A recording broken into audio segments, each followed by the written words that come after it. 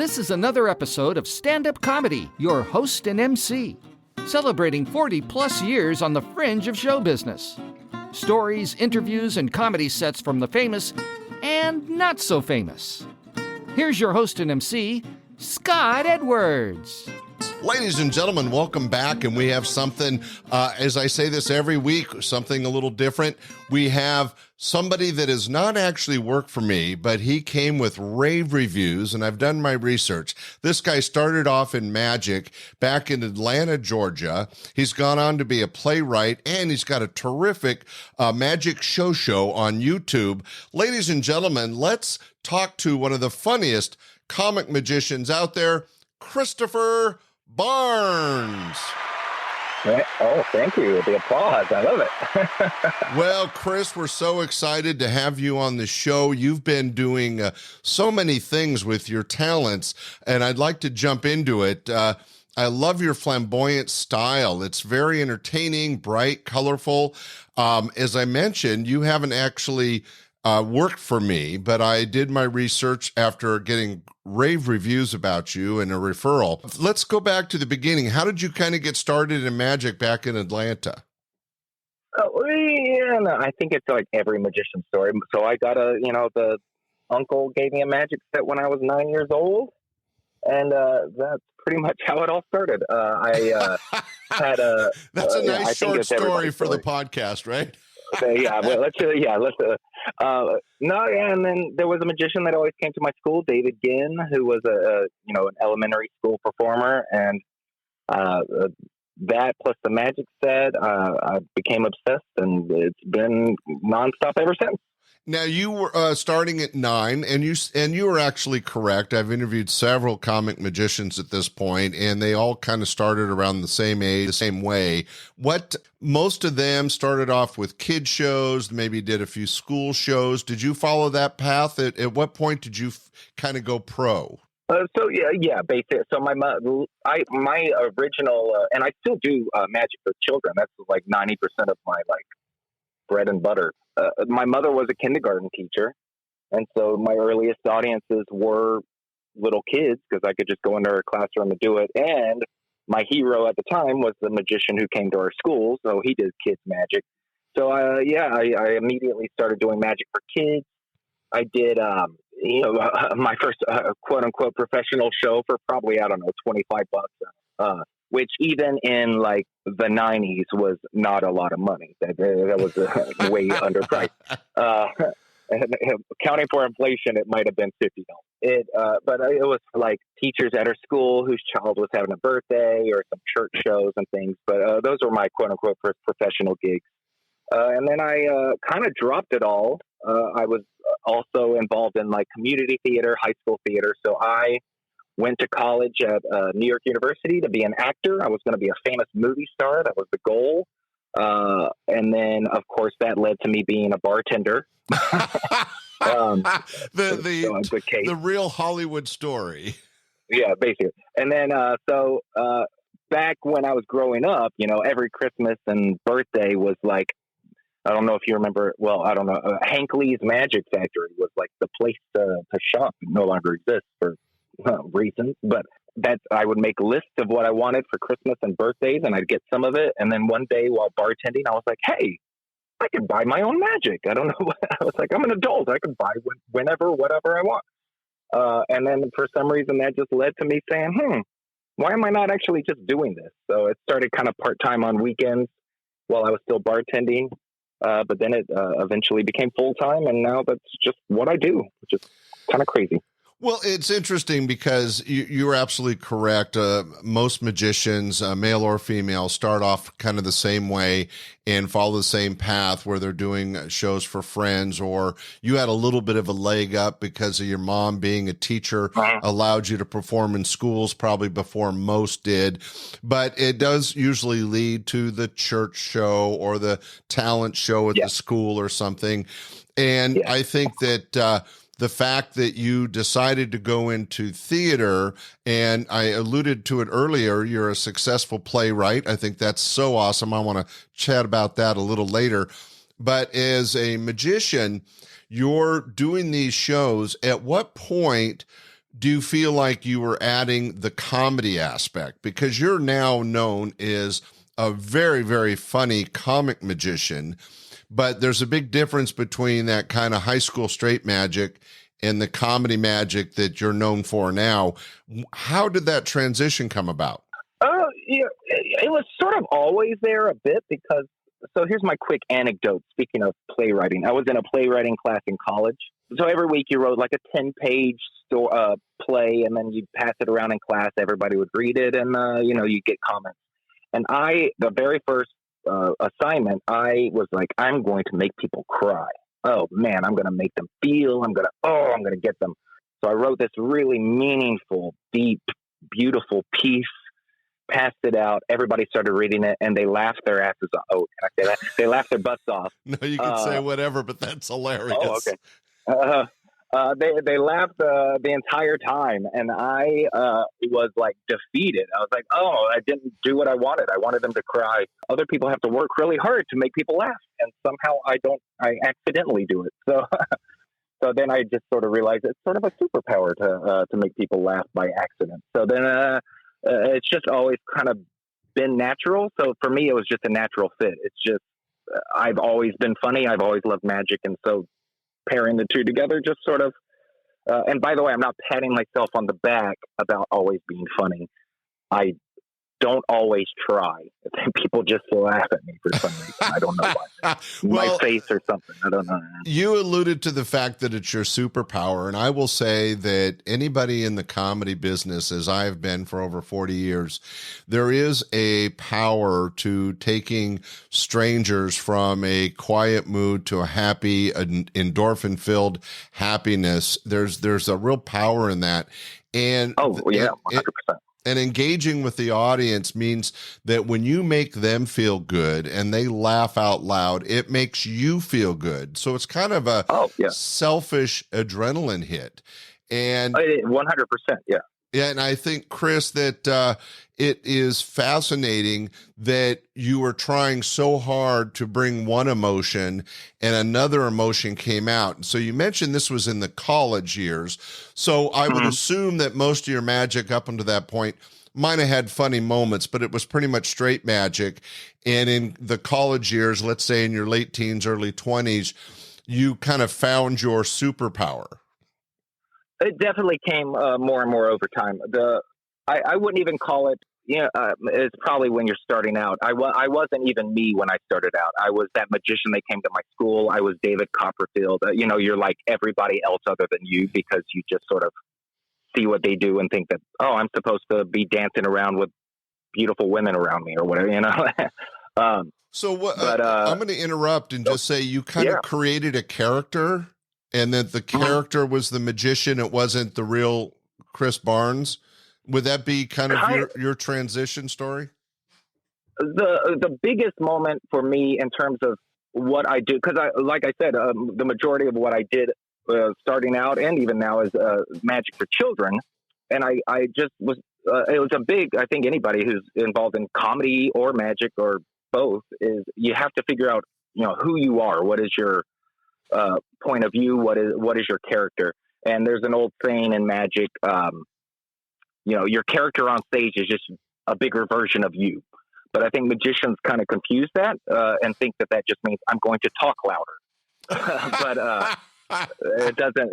That's not what it is. It's about kind of like objectively looking at your life and yourself and saying, what am I? A bigger version of you can actually be shyer and quieter. It could actually be darker and, whatever you feel you are. And I got lucky because my mother called me one day. My nephew at the time was like 6, and she was telling me how he asked her, why does Uncle Christopher get to live up in New York all by himself? And she said, because he's a grown up, he could do what he wants. And my nephew apparently said, he's not a grown up, he's just a big kid. And at the time, I was like trying to figure out, what is my character? Who am I? And when he said that, I was like, oh, that's it. And all the clues were there because I have money. I don't pay my bills on time, even if I have the money. I got pulled over by a cop. He's like, why didn't you, re-sign up for your registration? And I literally looked at the cop and said, I'll be honest, I'm not good at being a grown up. And by the way, I got away with it. Somehow he just gave me a warning. Oh, But, that's so funny. Well, but I think realizing, so I am a big kid. yeah, but I think realizing that is a smart thing. I think a lot of actors, and you went to acting school, they have to figure out who they are, what their voice is, whether it's an acting voice, a comedy voice, their magic voice. In magic, it's the persona that you're presenting to the audience. So Chris, you were talking about how you were starting in, after high school and into college, you kind of found your comedy voice. Were you doing that through written patter and verbal expression, or because you're kind of a bigger than life cartoon kid, was it kind of physical humor? What was it that worked for you, or you started with first? It's sort of like like, do you script or do you not script? My answer is yes. The answer is whatever works for you, but also it's trick by trick. Like some tricks, for some reason, I have to sit down and write a script, but some, it just depends. But for me, my process, and this is whether I'm doing magic for children or whether I'm doing, like a comedy club magic for adults. My first step right off the bat is just asking, is the trick itself funny? Because 99% of the time, I think the answer is no. Like, you tear and restore a newspaper, that's not funny at the heart of the trick. Cut and restore a rope, that's not funny. And so once the answer is 99% of the time no, my next question is just, how do I make it funny? So instead of like worrying about the scripting or everything I'm doing around the trick, because I think most magicians who do comedy magic, they take a standard trick and they add a bunch of funny comedy lines to it. But my goal is to start from a place of, can I make the trick itself, at the heart of the trick, can I make a comedy concept around it? So that basically I'm ahead of the game. So on top of now an already funny trick, I'm adding funny lines, I'm adding funny bits of business, so that it's like cherries on top of an already funny sundae. That's a terrible metaphor, but no, but I get it. And I'm going to bring up an example on one of your very funny videos under the Pudding Classic. You take like the thimble trick, which is a prestidigitation illusion of moving a thimble from around your finger and doing different gags with it. And in your case, you created what looks like a fake pudding, like your finger was dipped in pudding, and you use that to do the same trick. So it's the same illusion, but by changing the thimble to what looks like pudding, you're adding humor. So is that a good example? Yeah, it's pretty much an example of what I always try to do, which is two things. Number one, I generally try to make sure that my magic never, ever really looks or feels like anything another magician has done. And it can be as simple as putting some brown paint on a thimble so it looks like pudding instead of a thimble. So that, and then the other one is just my favorite comedy concept in terms of like sketch comedy. It's called mapping, which the idea is if you put two ideas together that don't necessarily fit, it's often funny. Like Big Bird as an accountant. That could be, or Hitler as a kindergarten teacher. Like these things don't fit, and so generally you'll get something funny. And so almost everything I do with magic is like thimble trick. What can I pair it with that doesn't necessarily work as a thimble? So, pudding. Okay, that works. So just taking two ideas and pairing them together, that's generally the starting point of any. Another example, kind of like the pudding, I do a classic bullet catch routine. I don't know if nobody knows, you put a bullet in a gun and they sign it and they point it at your face and shoot it and you catch it in your teeth. But I use, as an old comedy prop, a leaf blower with a paint roller duct taped to it and toilet paper shoved on it. And when you turn the leaf blower on, it shoots the toilet paper 20 feet. And so I load a signed dime into the toilet paper. They point it at my face across the stage and blow an entire roll of toilet paper all over me, but I catch the dime in my mouth. So it's the same idea. So, okay, I'm taking a bullet catch. What other weird thing can I pair with it that doesn't necessarily work together? But by pairing them, you get something interesting and different, and then no other magician's doing. So that's always my starting point. Well, I think that's a great starting point, Chris, and your genius and how your mind works, and that you're a lot like Amazing Jonathan. out of Las Vegas. He's a hero. Yeah. He worked for me many times. I did a great interview with him. Everybody should go back and listen to it. It's amazing. You're taking a regular routine or an illusion, and what can I do to dress it up to make it more exciting, more funny, and different for the audience? Now, when you're adding comedy, did you find this? I would think it would work with kids, but adults as well. Did it help you interact and engage an audience? Oh, the comedy? Yeah.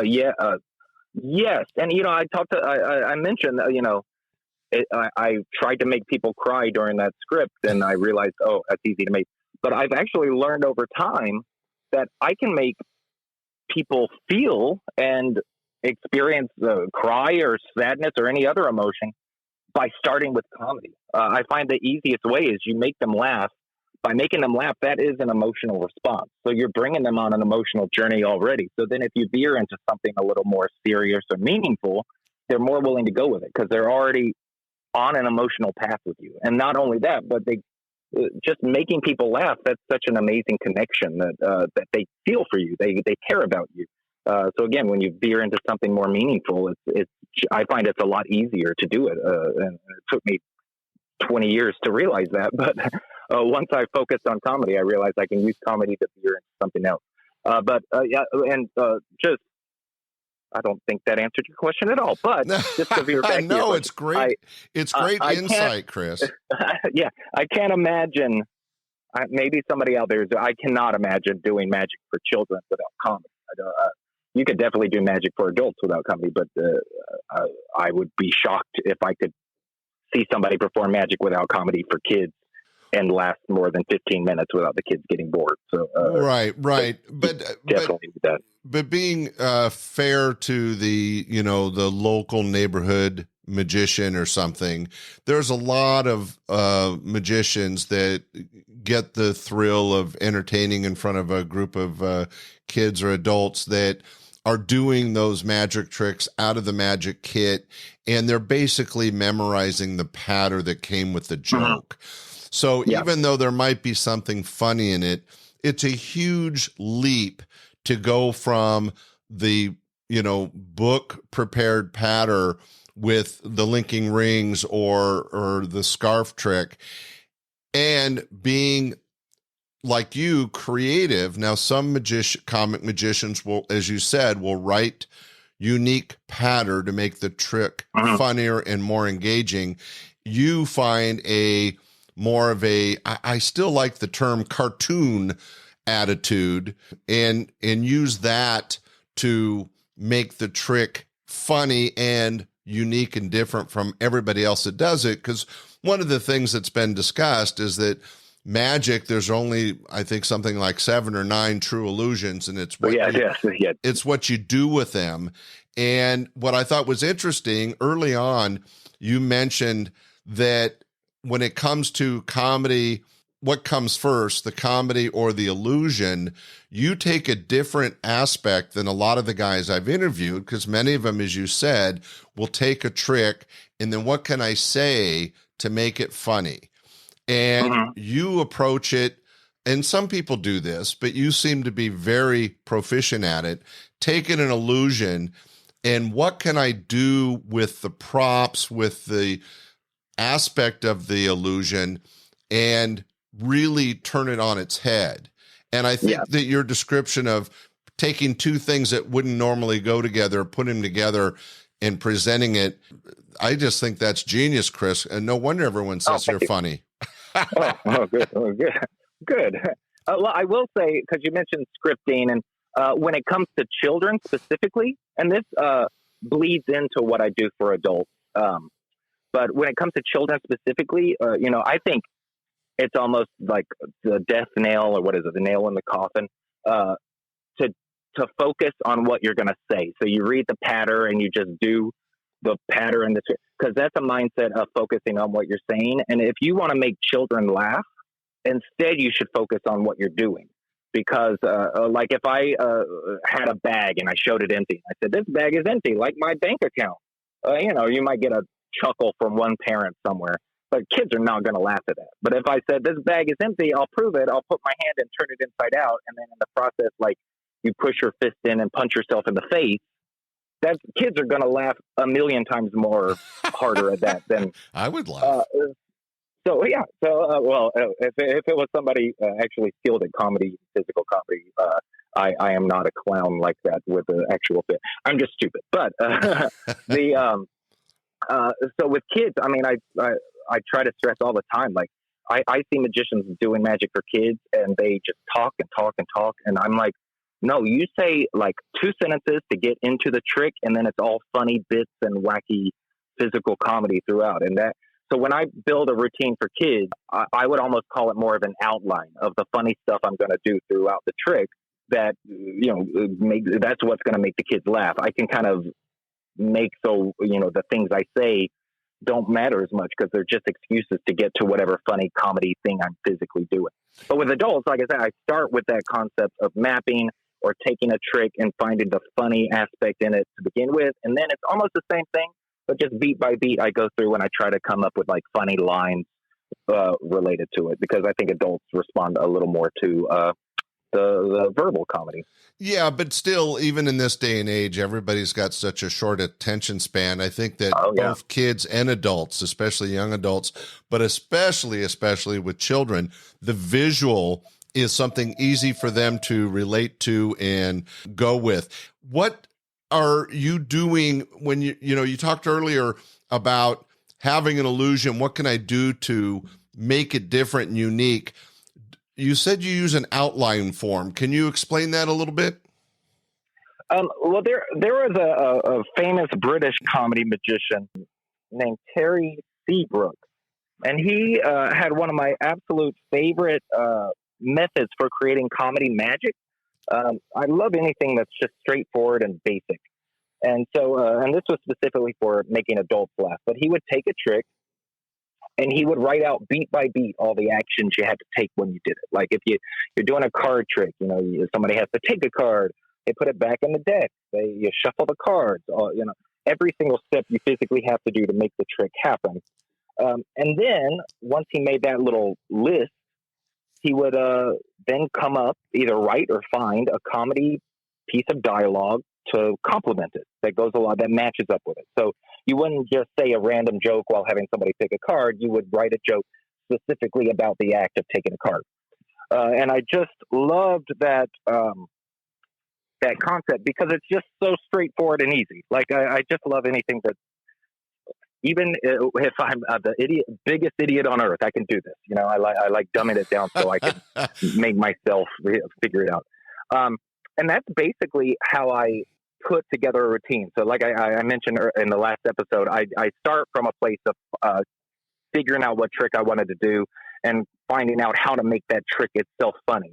But then I just make a list of every step I have to take to do that trick. And then I altered it when it comes to kids. But for adults, I pretty much do the same thing. I just write funny lines that coincide with each action that I'm doing.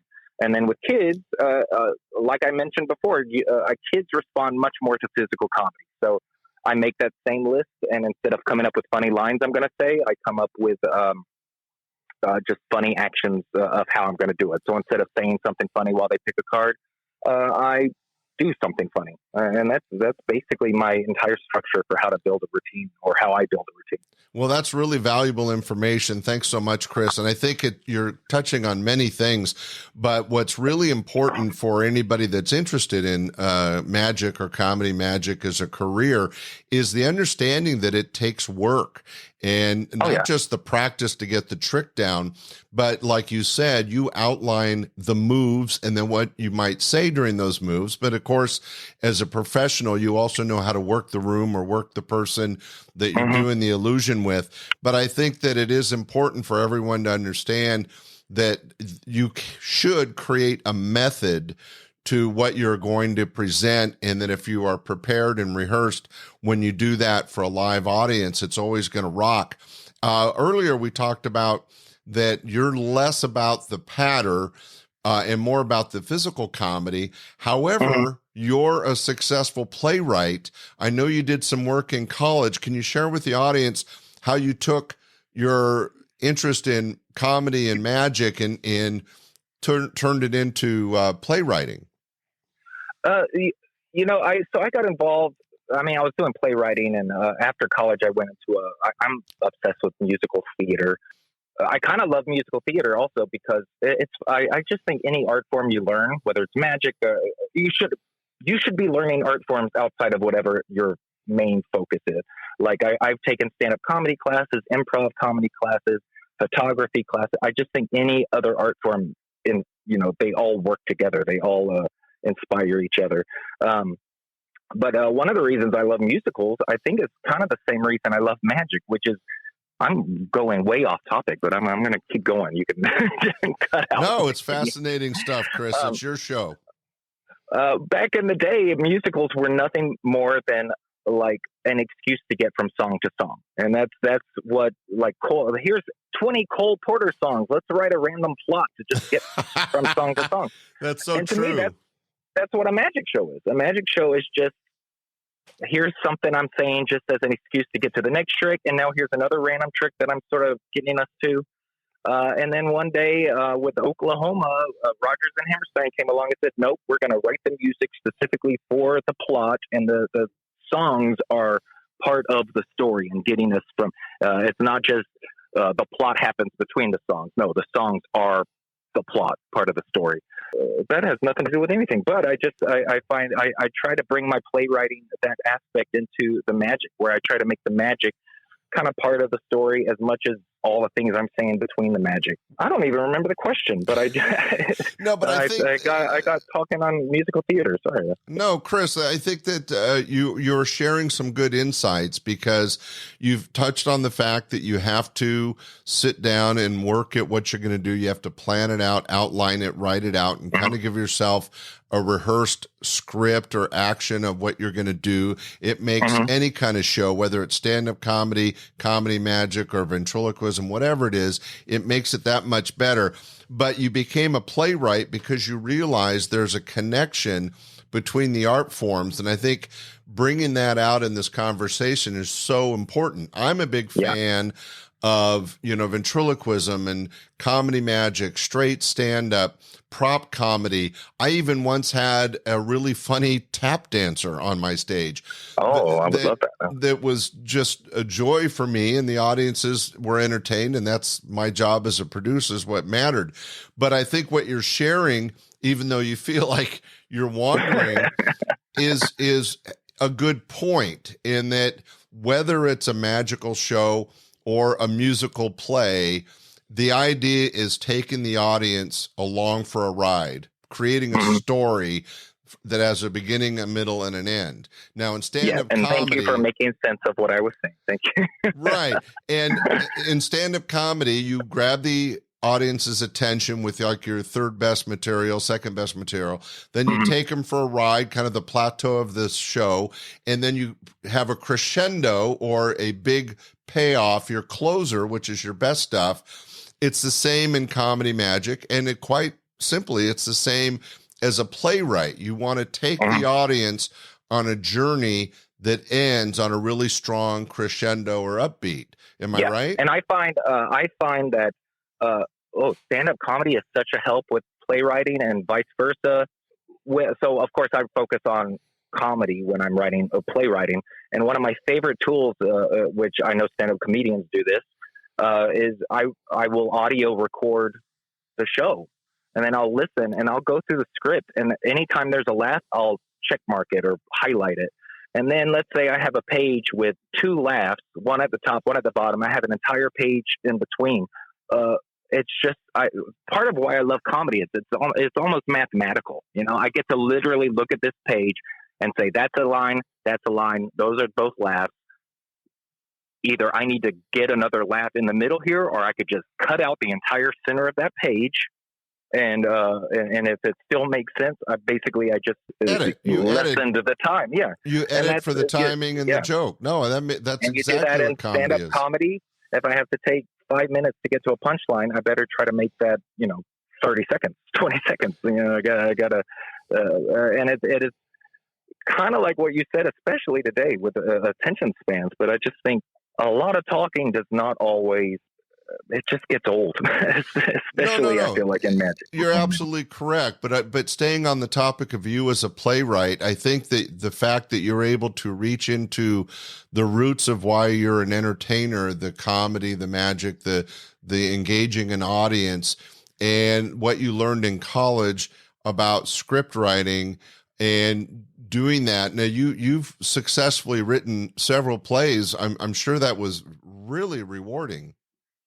Oh, in New York, I was involved at a comedy theater. It was an off-Broadway theater, and I did a series of, it was kind of called Unauthorized, and they were all parody musicals. So there was one based on Back to the Future, Ghostbusters, Hunger Games, Still Magnolias. And what was so much fun about it is that I got to bring literally my magic sensibility in it, because magic is really just spectacle. So it was fun. I both wrote them, but I also directed them. So it was about, the entire script was about comedy lines, but the direct scene was about, if I just make you stand here instead of here, that will look funny. Like that will get a bigger laugh than if you say that line over here. So, and then just bringing it, like in Back to the Future, the musical, which was called that 80s time travel movie, the musical, for copyright reasons. We had a DeLorean, the car, appear on stage, but it was just a bunch of pieces of cardboard cut out and spray painted silver, and people ran on stage with each piece, so the car formed together. And in essence, it's a magic trick, but it's just a theater trick, and it got a huge laugh and applause just because it's this weird physical, visual thing happening on stage. Right, but it was connecting with the audience's memory of the movie. And it was a bit of a magic trick, and it was funny. I mean, in an earlier interview with Larry Wilson, we were talking about how it was movie magic, like one of the earliest films, Man in the Moon, where it was a magician doing tricks that made his movie worth watching, because it was a silent film, so it wasn't anything being said. It was the illusions and the magic that made the film worth watching. So now you fast forward 100 years, and you're taking memorable moments from hit movies, and by adding some magic and some comedy and your gift for playwriting, you turned them into shows. And I'm so excited for you. That's so creative and so rewarding. Yeah. I mean, to have ideas in your head that you visualize, but to be able to like get a group of people together to realize it on stage and then to get to see it is, I mean, forget the audience. That's magic for me. Like to actually see a vision in your head come alive on stage is just an incredible feeling. Yeah. Well, for me, so, my audience knows this, but you and I have not worked together, but as a comedy producer, a show producer, and I've done television, radio, and lots of live stage, it is so rewarding that when you envision a show or a piece of entertainment, as a producer, my reward is the joy it gives me to see those audiences laughing at what I put together. For, as a comedy club owner, I had to pick 2 or 3 acts that I thought would work well together, and cross my fingers that it was exactly what the audience would enjoy. And 9 times out of 10, I was right. But as I've shared in other podcasts, it wasn't the show that I was watching. I knew the show. I'd seen the guy's acts 100 times. I watched the audience, and my joy came from seeing the audience engaging with something that I was presenting to them that was creative. And I think as a playwright, seeing the fruition of your work being acted out on stage had to just be so thrilling. Congratulations on all your success. Oh, thank you. And, you bring up a good point, which is, I think it was Mac King, who's one of my heroes. He's a comedy magician.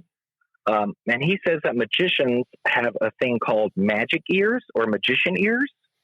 And the idea is like, they get off stage after their comedy show and you're like, how did it go? I'm like, oh my God, they loved it. And then he was like, I just watched the same show. They didn't laugh once. What are you talking about? But your show now. So watch the audience. Like they are giving you actual live feedback. Don't just sit there and go out there and want them to laugh, and therefore you just decide that they did. No, watch them. The best part about comedy is you get your feedback immediately. If your show is introspective and makes people think, you don't necessarily know if it was successful. But if your goal is comedy, your answer is right there. You can literally watch your audience and see, if you're succeeding, which is that's to me the perk of comedy. And to bring it back to magic, it's like, okay, I learned how to do this illusion, let's say linking rings. And if you just went up and did the linking rings, even if you did the patter right out of the book and you got off stage going, hey, I succeeded. Well, did you? Because did it relate to the audience? Was the audience fooled? Did the illusion work? If you're not paying attention to the ambiance of the room and the reaction of the audience, you can't say that it's a success. The nice thing about stand-up comedy is that y'all are, what's the word? I'm just going to say vicious, but that's not the word. You are steadfast, and you do original material. You don't copy other people's material. You don't. But magic is kind of built upon, it's an entire industry where people just do other people's material. If so-and-so did a joke 50 years ago in the linking rings routine, I guarantee magicians are still doing that joke now in the linking rings routine. I think it's important to watch your audience, because I guarantee I have been in so many audiences where the linking rings come out, and it's an audience of lay people. If you don't know the terminology, that just means non-magicians. I literally will watch the audience sink down in their chair and take a sigh, because they know they're about to sit through a 10-minute trick that they've seen a million times. Because we magicians have certain rules. One is they're called classics for a reason. That's one of our rules, which means the linking rings works. So you keep doing it because the audiences love it. And then the other one is, it's new to my audience. That is a line that, so a joke that was done 100 years ago and every magician has been doing it since, I can do it because it's new to my audience, which is something it never happened in the world of stand-up comedy. To me, both of those magic rules equal, just go ahead and be lazy. That's fine. Just do the old tricks that everybody's seen a million times. Do the same jokes. And I'm all for bringing out the linking rings and doing a routine, but you have to give me, an audience member who's seen this a million times, a reason to watch it. And that can be a new, interesting take on it. You could do it blindfolded. You could do it while floating in the air. I don't care. Or you can literally give me, it can be heartfelt. I was always an outcast, even in the world of magic. But whenever I picked up these rings, I knew while I was practicing in my room that Harry Houdini held a set like these and Thurston held a set like these. So bear with me for the next few minutes while I do this thing that gives me this connection to this world that I've always sort of been an outcast of, or something. I'm just made that BS up right now. But like, if you give me a reason to watch it, now I'm willing to, sit up, stop sighing, and be like, okay, you've just given me an excuse to go with you on this journey. So it's just about, recognizing your audience and thinking about, like, as a magician, I've done a lot of magic conferences, conventions, and you do gala shows, and 90% of your audience at the end of a convention, it's going to be magicians. And I would never in a million years go out and do a trick that they've all seen before, or a routine with a trick that they have all read and they've all seen before. Because why would I do that? They all know that. They know that's not mine. So I would do something original and unique to me that makes them, other magicians, feel like they've seen something they haven't seen before. And to me, that is how I treat every audience. I imagine every audience as a room full of magicians. I'm not just going to sit there and show them something that any other magician could do, because why would they want to watch me? Right. And I think that's why you're such a success and why I got referred to you as being one of the funniest guys out there. And I think you're so right. We've talked about it before. You're kind of the cartoon version of comic magicians, and might be doing the linking rings with baloney with a hole torn in the middle, or literally, toilet bowl seats. It makes it different. And the reason I got that example, and ladies and gentlemen, if you get a chance, go to ChristopherWBarnes.com. That's ChristopherWBarnes.com, and check out the amazing videos this guy does. Chris, you've got your own YouTube channel where you're doing the Magic Show. And you do some really funny stuff that I think is not, it's probably mostly driven for kids, but I found it very entertaining myself. I mean, when you were doing the pudding bit and doing pudding on the Ritz, I laughed out loud. Good. Just stupid physical comedy and visual comedy, but it works. So, ladies and gentlemen, go check out his videos.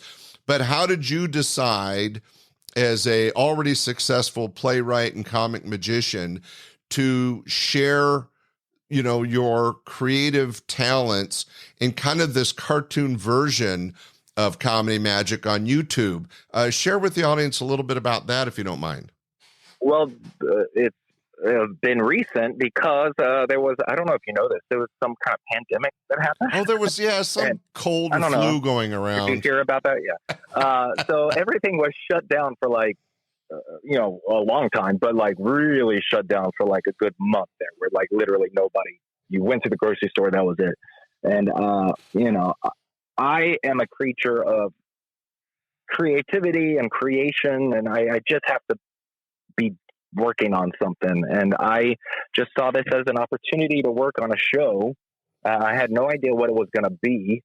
Well, for a COVID hobby, you did a great job. It's got a strong professional open. The music is great. The visuals are great. Somebody's going to see this and realize your talents. It's only going to lead to more opportunities for you. Oh, well, I appreciate that. I hope. The audience needs to go check them out. But did you find it kind of soothed that creative itch by doing this during COVID? Yeah, 100%. And it kind of, like I talked about in the previous episode, the entire concept became, first of all, I had to figure out how to make it look as professional as possible without having any resources. Yeah. And so I went with I call it Jackass for Kids. That's my, so the idea is I'm doing stupid stuff, but I literally had my partner hold my iPhone camera, and I specifically said, do not hold it still. Make it look like, just move around a little so it doesn't look like we're trying to be professional. It looks like more of a guerrilla style shooting. But the entire concept is just, the first episode's pudding, the second episode's spaghetti. I think there's balloons, there's boxes, and I just take one random item and I just do a bunch of weird stuff involving magic, comedy, parody stuff. And it's just quick, very, very much made for our day and age, because I don't think anything goes over like a minute long. Yeah, no, I think it was perfect. And we talked earlier about one of your heroes being Amazing Jonathan. And I think Amazing Jonathan, who is a comedy magic hero in Vegas in his almost 15 years of having his own stage show, but it's taking magic and comedy to the extreme. Amazing Jonathan would do anything like, staple something to his assistant's head. But in your case, you do add that kind of cartoon aspect of it. And I just want to tell you it works, and everybody should go check it out. It's on YouTube. Is it called The Magic Show? It is called, it's a long title, The Christopher T. Magician Has a Show, but the easier way to find it, I have a website called Yay Taco, so YAY Taco .fun, so not .com. Yay Taco .fun, YAY Taco.com. And there's 10 episodes, and if you have kids, watch it. If you don't have kids, I don't know, drink some booze and then watch it. I think it'll one of my biggest inspirations ever is Pee Wee Herman. And I just love the fact that kids loved his show, but also adults who might be doing a little drugs or something on a Saturday night loved his show. And that was a big inspiration in putting it together. Hopefully, I think that's a great connection, because Pee Wee Herman was kind of a cartoon of humanity and comedy, and you do can that. See him and me. That is such a big Oh, I definitely do. And what's great is that even though Pee Wee Herman was his cartoon self and was able to relate to kids and adults in comedy, I think you bring that in comedy magic. Congratulations. Oh, thank you so much. Thank you. Well, ladies and gentlemen, this has been so much fun to learn about our guest, Christopher Barnes, who has been doing comedy and magic since he was like 8 or 9 years old.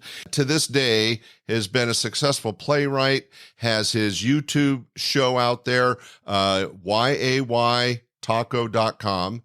And .fun. Oh, .fun. Oh, I missed it's that. Not even .com. Oh, yaytaco.fun. Okay. I couldn't afford .com. So.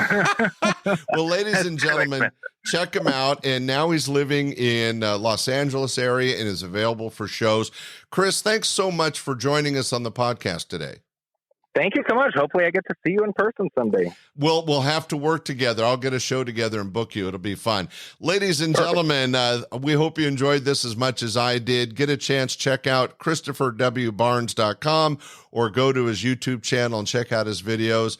And thanks so much for being here, Chris. It's been great. Thank you. Thank you. Thank you for having me. We hope you enjoyed this episode of Stand-Up Comedy, your host and MC. For information on the show, merchandise, and our sponsors, or to send comments to Scott, visit our website at www.standupyourhostandmc.com. Look for more episodes soon and enjoy the world of stand-up comedy. Visit a comedy showroom near you.